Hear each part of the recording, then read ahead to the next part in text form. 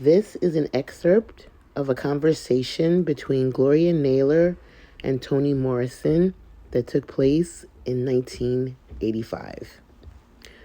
Gloria says, "Yes, men wrote, because what was I reading?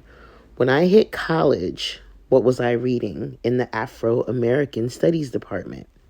Fine black male writers. What had I read in high school? White male writers. Sure, there were a few women then, but they were white women and in another century to boot. But for me, where was the authority for me to enter this forbidden terrain? But then finally, you were being taught to me. But you've told me, Toni, there was no you there when you were in school. So how did you get the courage to just say, well, yes, I will pick up this pen?" Toni Morrison responds, "I wonder. I think at that moment I had no choice. If I had had some choices, such as the ones we are talking about, I wouldn't have done it. But I was really in a corner.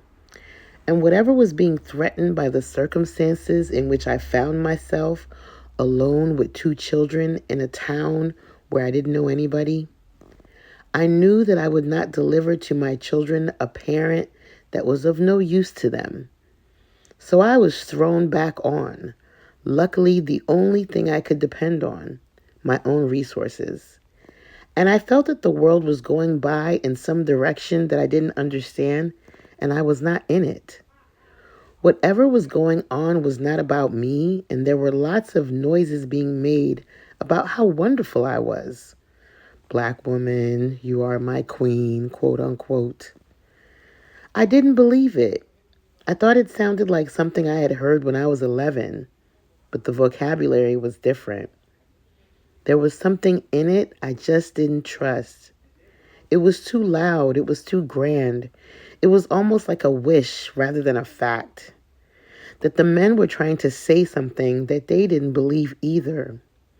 That's what I thought. And so it looked as though the world was going by and I was not in that world. I used to live in this world. I mean, really lived in it. I knew it. I used to really belong here. And at some point, I didn't belong here anymore. I was somebody's parent, somebody's this, somebody's that. But there was no me in this world. And I was looking for that dead girl, and I thought I might talk about that dead girl, if for no other reason than to have it somewhere in the world in a drawer.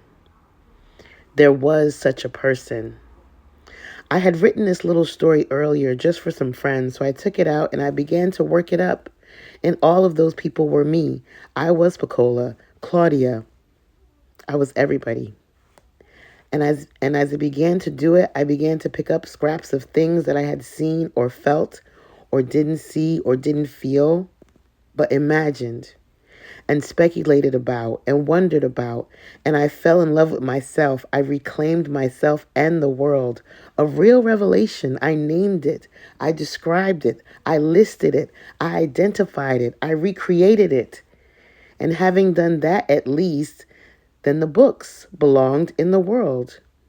Although I still didn't belong, I was working hard at a job and trying to be this competent person, but the dead girl, and not only was that girl dead in my mind, I thought she was dead in everybody's mind. Aside from my family and my father and my mother, that person didn't exist anywhere. That person, not the name, but the person. I thought that girl was dead. I couldn't find her. I mean, I could see her on the street or the bus, but nobody wrote about her, which isn't entirely accurate. People had done that, but for me at that time, that was them. That was not me. People ask, is your book autobiographical? It is not, but it is, because of that process of reclamation. And I was driven there, literally driven. I felt penned into a basement and I was going to get out of it. I remember being a person who did belong on this earth. I used to love my company and then I didn't. I realized the reason I didn't like my company was because there was nobody there to like. I didn't know what happened. I had been living some other person's life. It was too confusing. I was interested primarily in the civil rights movement, and it was in that flux that I thought, I guess it was right there. It was my time of life also, the place where those things came together, and I thought there would be no me. Not us or them or we, but no me. If the best thing happened in the world and it all came out perfectly in terms of what the goals and pains of the movement were, nevertheless, nobody was going to get away with that. Nobody was going to tell me that it had been that easy. That's all I needed was a slogan, Black is beautiful. It wasn't that easy being a little black girl in this country. It was rough.